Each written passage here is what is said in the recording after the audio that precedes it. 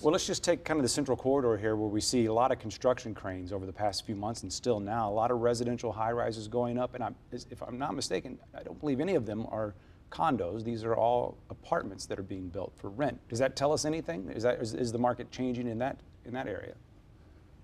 I mean, look, I would suggest that there's still need for all different types of housing stock here in the region, right? There's been some pent-up demand, and again, through life's changes, right? We have I can't go through a day without somebody saying, yeah, I moved back into the Central West End, right? People, you know, had a nice home out in the county or other places of the city and saying, look, I want to be closer to some other amenities, and again, building that kind of stock, you know, again, makes some sense. So, look, we don't over-romanticize. Clearly, you know, homeownership has never been for everyone, right? The numbers will say that, but at the end of the day, if you're interested in becoming a homeowner, St. Louis is a great place to do it for a whole host of reasons.